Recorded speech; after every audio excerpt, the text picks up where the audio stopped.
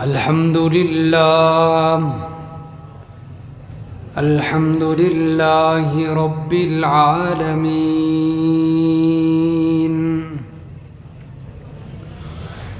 والعاقبة للمتقين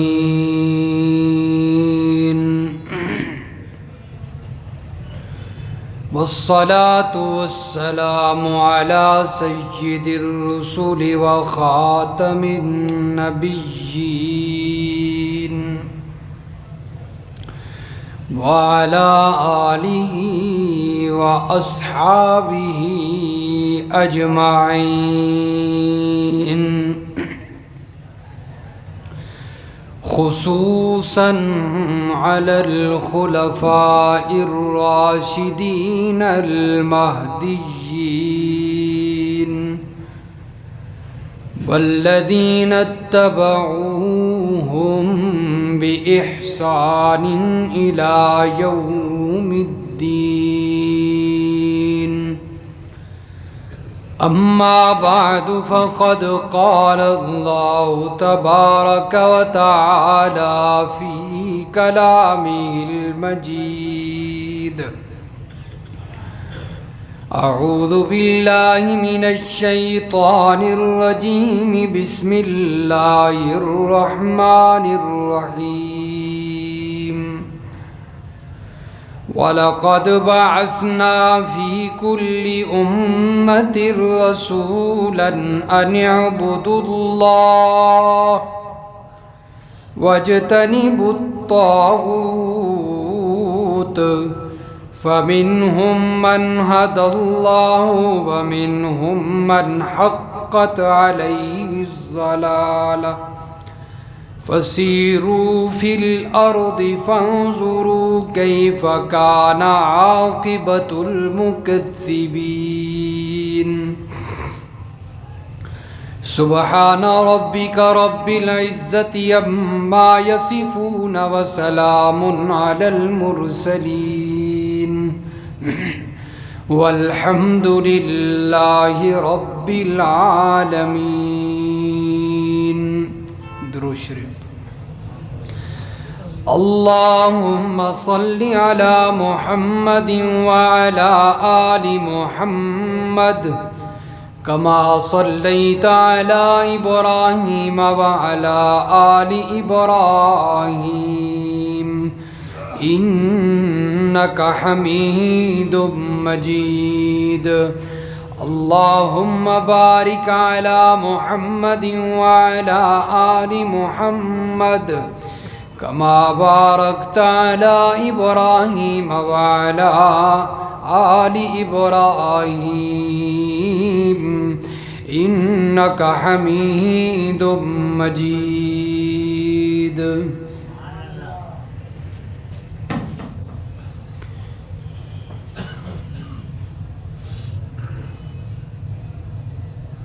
انتہائی واجب الاحترام محترم بزرگوں، عزیز دوستوں، نوجوان بھائیوں، السلام علیکم.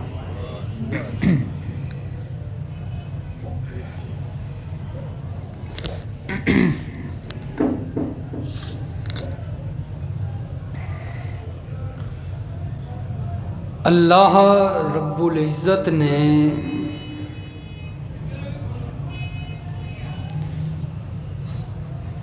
جتنے بھی انبیاء کرام مبعوث فرمائے ہیں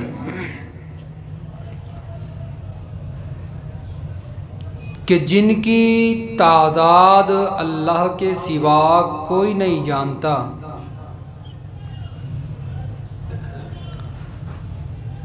ان تمام مبعوث ہونے والے انبیاء کرام کا پیغام، اعلان، مشن ایک ہی تھا، اور وہ پیغام اور اعلان، مشن یہ تھا کہ صرف اور صرف اکیلے اللہ کی عبادت کرو.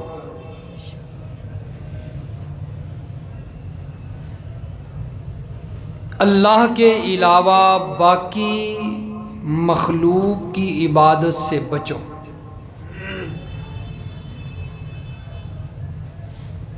اور انبیاء کرام سال ہا سال اس فریضہ کو انجام دیتے رہے۔ اور پھر اس اعلان اور فریضے کو، اس پیغام کو پہنچانے میں اس قدر تکالیف اور مصائب برداشت کیے کہ انسان ان تکالیفوں کا اور مصائب کا تصور بھی نہیں کر سکتا کہ اس پیغام کو پہنچانے میں کتنی تکلیفیں اٹھائی ہیں انبیاء کرام نے۔ حضرت نوح علیہ السلام کی تبلیغ کا عرصہ قرآن بیان کرتا ہے 950 سال۔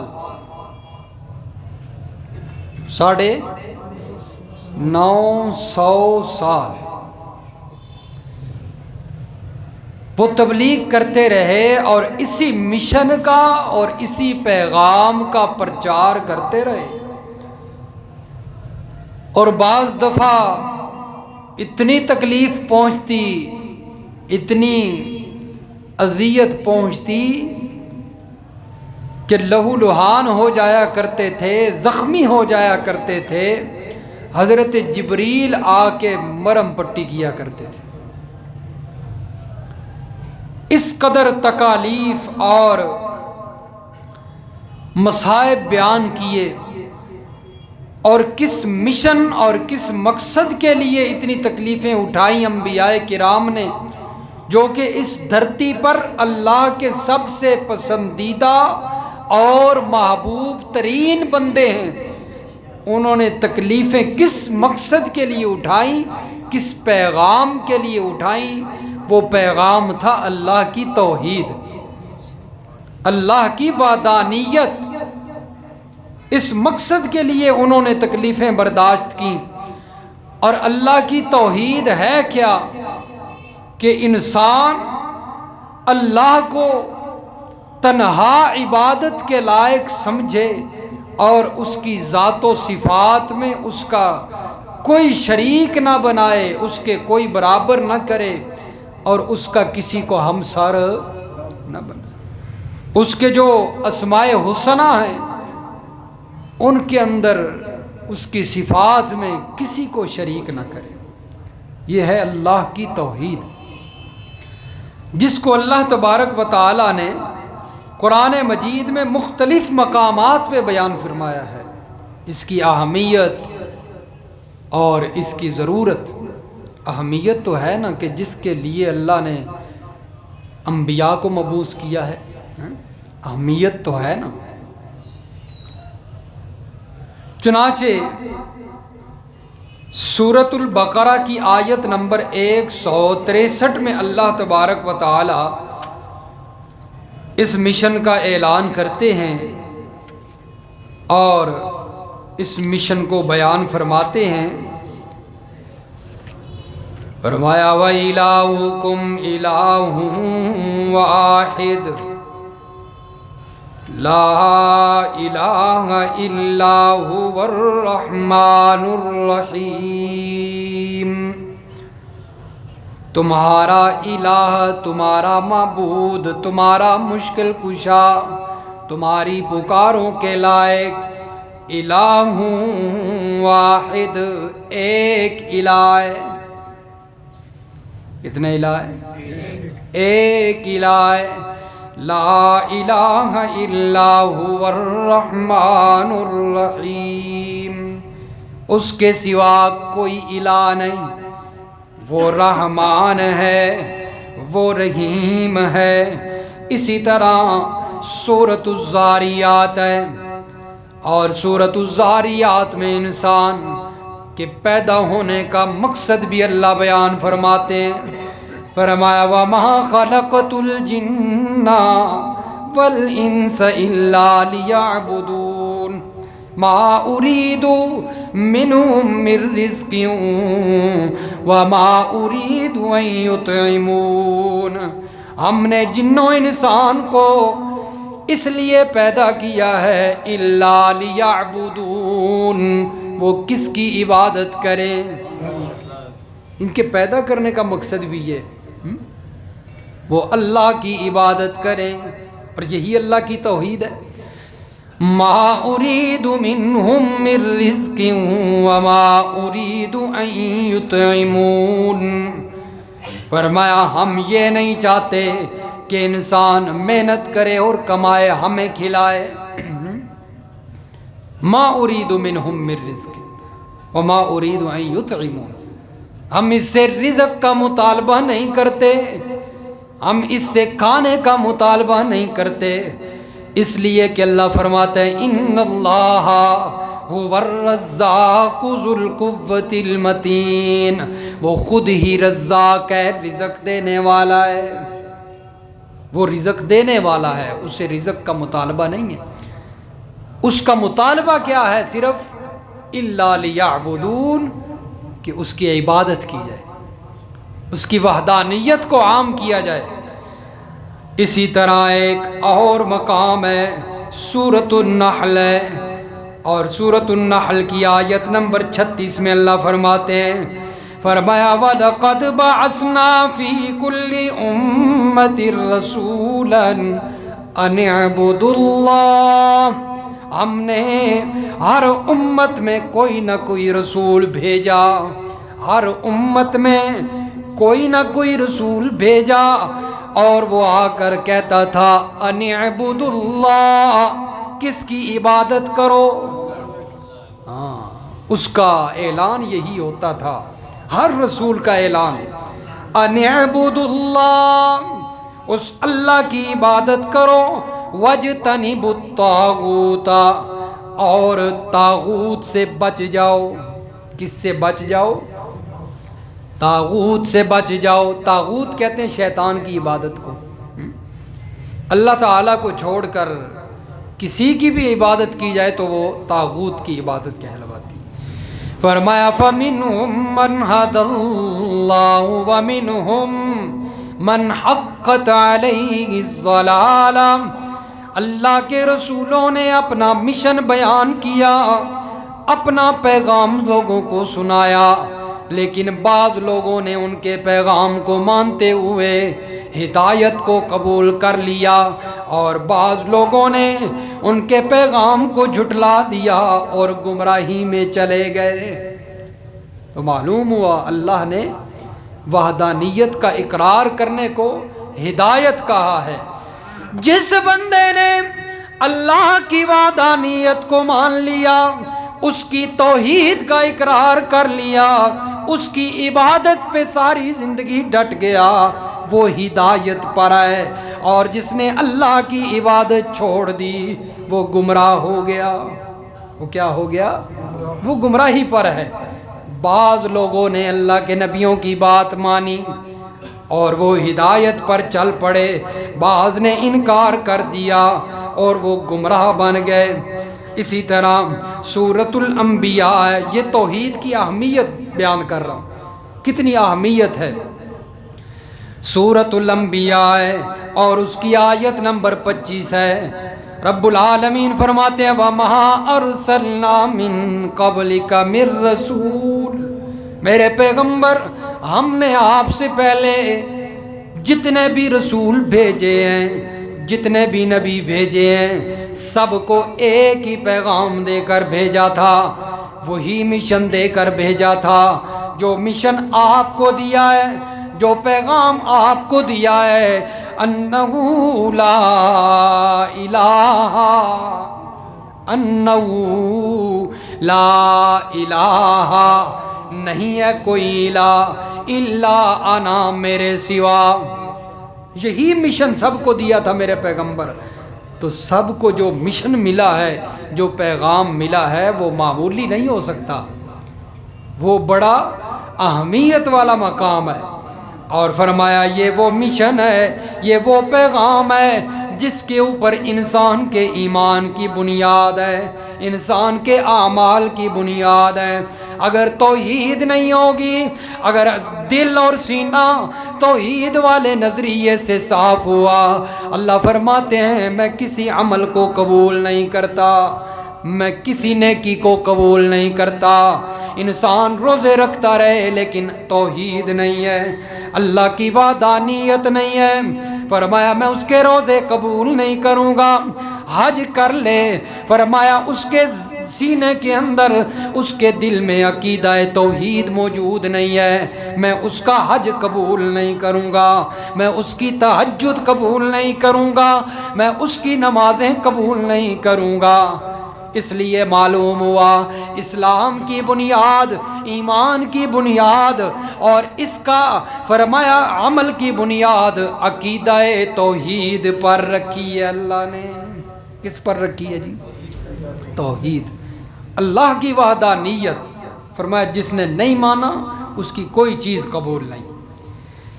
اسی طرح سورت بنی اسرائیل ہے اور اس کی آیت نمبر 23 ہے، رب العالمین فرماتے ہیں وَقَضَىٰ رَبُّكَ أَلَّا تَعْبُدُوا إِلَّا إِيَّاهُ وَبِالْوَالِدَيْنِ إِحْسَانًا۔ تیرا رب حکم دے رہا ہے، قضا ربو کا، تیرا پروردگار حکم جاری کر رہا ہے، بادشاہوں کا بادشاہ حکم دے رہا ہے، اللہ تعبدوا الا ایاہ، اس کے سوا کسی کی عبادت نہیں کرنی، اس کے سوا کسی کی عبادت۔ کون حکم دے رہا ہے؟ اللہ حکم، تیرا رب حکم دے رہا ہے، کوئی معمولی ذات نہیں ہے۔ فرمایا حکم اس ذات کا ہے جو بادشاہوں کا بادشاہ ہے، اس کا حکم ہے کہ اس کی عبادت کرو۔ فرمایا اس کے سوا کسی کی عبادت نہیں کرنی، یہی اللہ کی وحدانیت ہے۔ اسی طرح جتنے بھی انبیاء قرآن ذکر کرتا ہے، سورت ہود کے اندر انبیاء کی دعوت کا تذکرہ موجود ہے، کئی انبیاء کا وہاں پر تذکرہ موجود ہے۔ 12ویں پارے کی سورت ہود میں فرمایا وَإِلَىٰ عَادٍ أَخَاهُمْ هُودًا قَالَ يَا قَوْمِ اعْبُدُوا اللَّهَ۔ حضرت ہود علیہ السلام نے اپنی قوم سے کہا اے میری قوم اعبدوا اللہ، کس کی عبادت کرو؟ اللہ کی عبادت کرو۔ وَلَقَدْ أَرْسَلْنَا نُوحًا إِلَىٰ قَوْمِهِ، حضرت نوح علیہ السلام اپنی قوم سے کہتے ہیں قال یا قوم اعبدوا اللہ، کس کی عبادت کرو؟ حضرت صالح علیہ السلام اپنی قوم سے کہتے ہیں یا قوم اعبدوا اللہ، اللہ کی عبادت کرو۔ حضرت شعیب علیہ السلام بھی اپنی قوم سے کہتے ہیں یا قوم اعبدوا اللہ، اللہ کی عبادت کرو۔ حضرت ابراہیم علیہ السلام بھی اپنی قوم سے کہتے ہیں، اور حضرت ابراہیم علیہ السلام نے صرف توحید کا اعلان نہیں کیا، دعوت نہیں کی، بلکہ توحید کی خاطر اپنا گھر بار چھوڑ دیا، اپنا والد چھوڑ دیا۔ والد کو کہا اے میرے والد، اے میرے ابا جان، اس رب کی عبادت کرو جو تمہاری پکاروں کو سنتا بھی ہے، پوریاں بھی کرتا ہے۔ ان کی عبادت نہ کرو، ان کی پکار نہ کرو، ما لا یسمعو، جو تمہاری پکاروں کو سنتے بھی نہیں، ولا یبصرو، جو تمہارے حالات کو دیکھتے بھی نہیں، ولا یغنی عنک شیئا، جو تمہاری پکاروں کو سنتے بھی نہیں، تمہاری مرادیں بھی پوری نہیں کر سکتے، ان کی عبادت نہ کرو۔ عبادت کس کی کرو؟ اس کی عبادت کرو جو سنتا بھی ہے، پوریاں بھی کرتا ہے۔ وہ کہتا ہے قال ربکم ادعونی استجب لکم، مجھے پکارا کرو، مجھے بلایا کرو، مجھ سے مانگا کرو، استجب لکم، میں تمہاری پکاروں کا جواب دیتا ہوں، میں تمہاری پکاروں کو پورا کرتا ہوں۔ اور پھر دیکھیں اس کا اعلان ہے کہ مجھ سے ہر وقت مانگا کرو۔ وہ کہتا ہے کہ جو مجھ سے مانگتا ہے میں اس سے خوش ہوتا ہوں، اور جو مجھ سے نہیں مانگتا میں اس سے ناراض ہو جاتا ہوں۔ واحد وہ ذات ہے کہ جو مانگنے پہ خوش ہوتی ہے، نہ مانگنے پہ ناراض ہو جاتی ہے۔ وہ کہتا ہے جب بھی مانگو مجھ سے مانگو، ادعونی استجب لکم، یہی اس کی توحید ہے، یہی اس کی وحدانیت ہے، یہی انبیاء کا مشن ہے، یہی انبیاء کا پیغام ہے۔ فرمایا ادعونی استجب لکم، اسی پیغام کو تمام انبیاء نے لوگوں کے سامنے بیان فرمایا۔ احادیث سے سنیے توحید کی اہمیت، احادیث میں بھی بیان۔ حضرت معاذ بن جبل رضی اللہ تعالیٰ عنہ فرماتے ہیں نبی علیہ الصلوۃ والسلام نے ایک مرتبہ مجھ سے فرمایا، یا معاذ هل تدری ما حق اللہ علی عبادی، اے معاذ کیا تم جانتے ہو کہ اللہ کا بندوں پہ کیا حق ہے، اللہ کا اپنے بندوں پہ کیا حق ہے؟ حضرت معاذ فرمانے لگے، اللہ و رسولہ عالم، اللہ اور اس کے رسول خوب جانتے ہیں، وہی بہتر جانتے ہیں، میں نہیں جانتا کہ اللہ کا اپنے بندوں پہ کیا حق ہے۔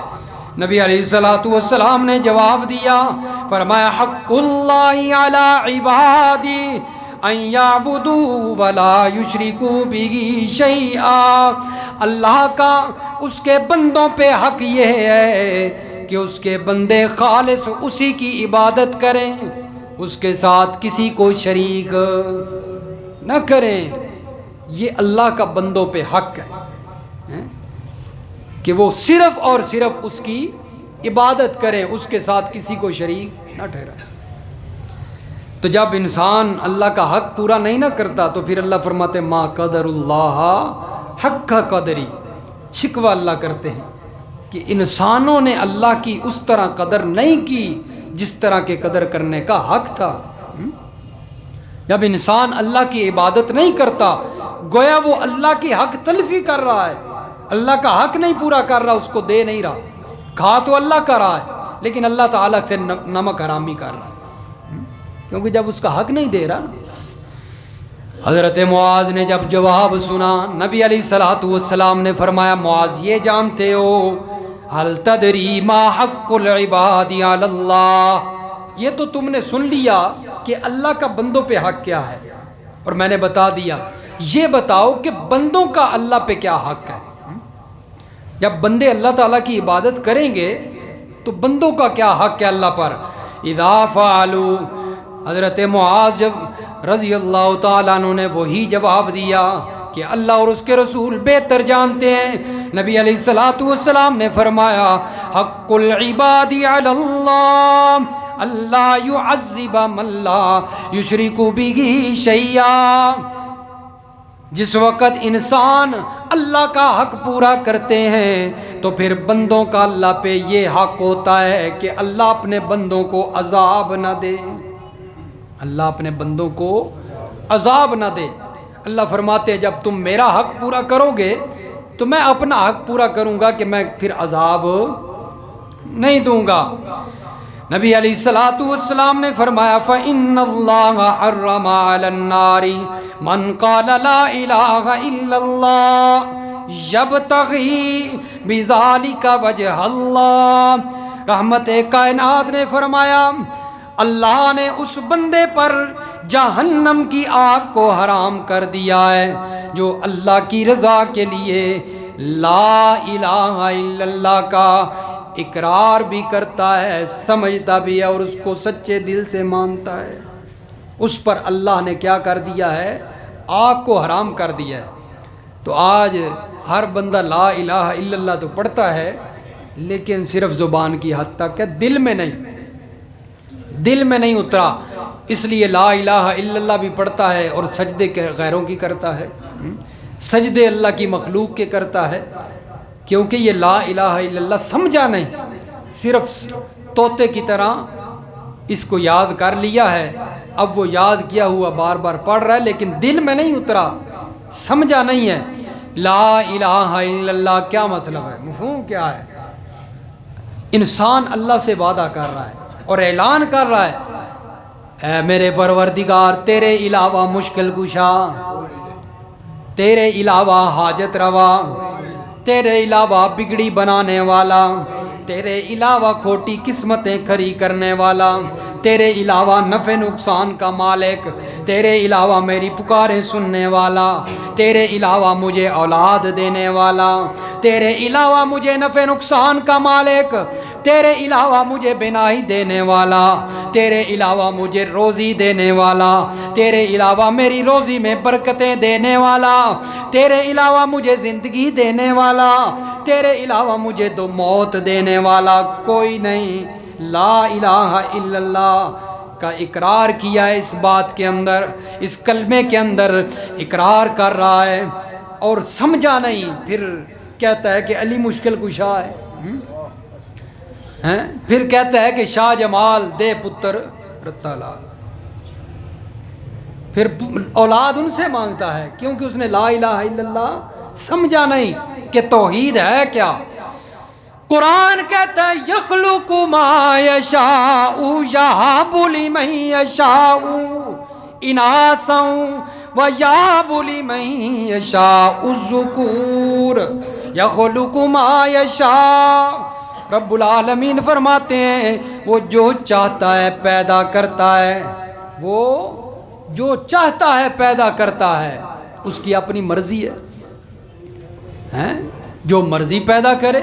یہب لمن یشاء اناثا، وہ جسے چاہتا ہے بیٹیاں دیتا ہے، وہ جسے چاہتا ہے بیٹے دیتا ہے، او یزوجہم ذکرانا و اناثا، جسے چاہتا ہے بیٹے بھی دے دیتا ہے بیٹیاں بھی دے دیتا ہے، اس سے پوچھنے والا کوئی نہیں ہے۔ فرمایا وَيَجْعَلُ مَن يَشَاءُ عَقِيمًا، جسے چاہتا ہے بانجھ بنا دیتا ہے، اولاد نہیں دیتا، وہ پھر جہاں سے مرضی مانگتا رہے اسے اولاد، ہاں وہ پھر بے شک ساری زندگی نعرے لگاتا رہے بابا شاہ جمال دے پتر رتا لال، اسے کبھی اولاد نہیں ملے، لے گڑ دی روڑی تے دے پتراں دی جوڑی۔